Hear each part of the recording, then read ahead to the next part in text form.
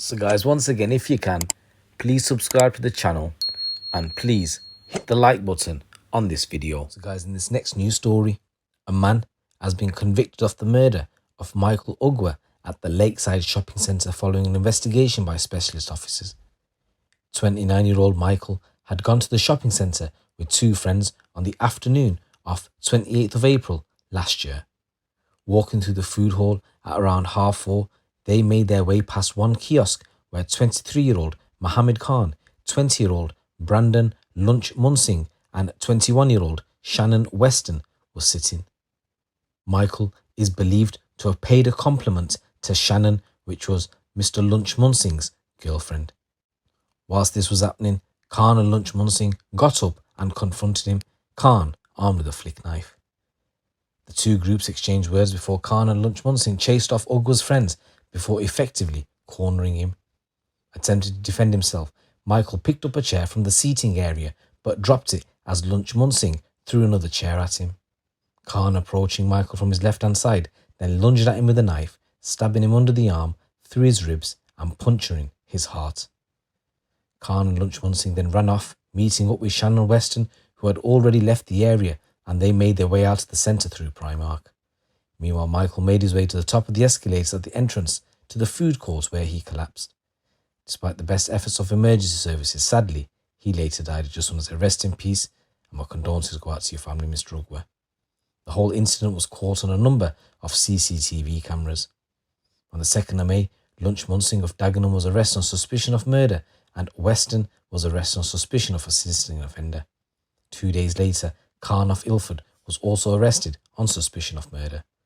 They were all charged and pleaded not guilty. However, they all appeared at Basildon Crown Court today following a trial, and Khan was found guilty of murder and affray.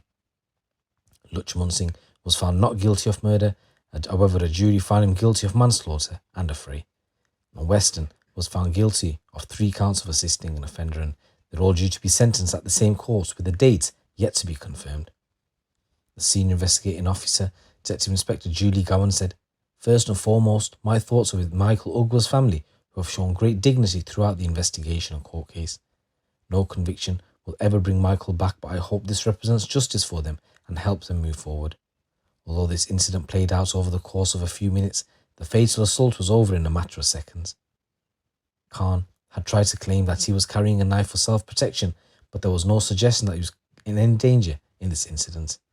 To the contrary, it was he and Brandon Lunch Munsing who were the aggressors, instigating the confrontation, chasing off Michael Ugwa's friends and cornering him before lunging at him and stabbing him.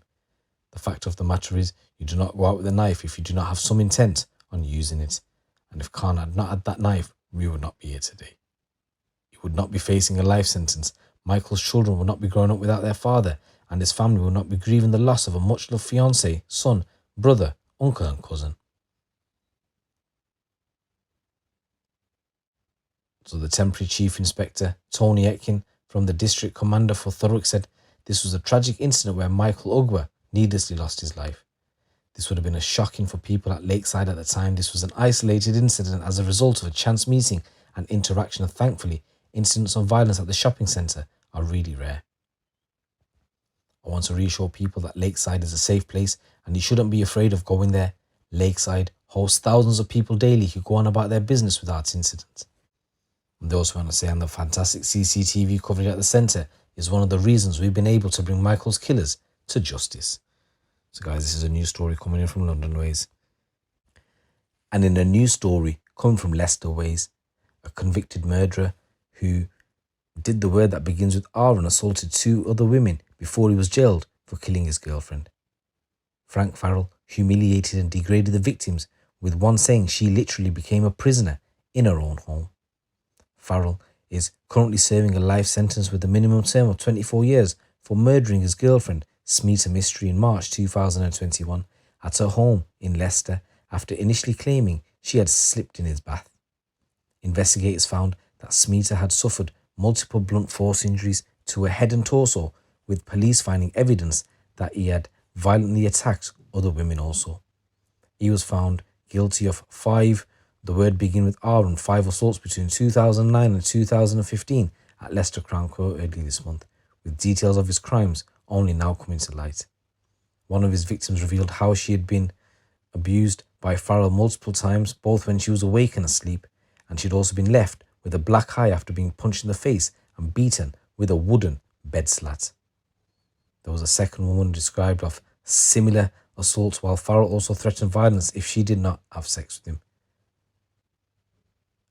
And also revealed in a previous video that I did on this that the victim revealed that Farrell even forced her to eat dog feces as he exerted control over her. It was an ordeal. The first victim said I'd left her damaged and degraded, and it left her feeling scared and paranoid ever since. Farrell's second victim also spoke out, condemning Farrell as a controller, predator and abuser. She described feeling like a prisoner in her own home and said Farrell had made her feel like his puppet. So the shocking details of Farrell's abuse comes after it emerged he had previous convictions for biting partners. The first was in 2006, while the latter in 2018, when he was with Smita Mystery 3 years before he killed her. Details of the murder of Smita could not be reported until this trial concluded, and it had heard how he'd walked into Euston Street Police Station in Leicester to report being unable to get hold of Smita. Police found her dead in bed, with a post-mortem examination finding she had died from an internal abdominal hemorrhage caused by Farrell's brutal attack. Farrell denied murder, but the CCTV located him at the scene at the time of the killings. He was found guilty and jailed before later being charged with the word beginning with R and assault. He was due to reappear before Leicester Crown Court today for the sentencing of those crimes, but he refused to come from his cells. It was a move the judge, Mark Watson, said showed Farrell treated proceedings with contempt and lack of courage. He said this does not affect sentencing and is only indicative of the complete lack of remorse he has shown and is a coward. Judge Watson believed Farrell treated the women as his own possessions and that the regular assaults were a way of controlling their lifestyles.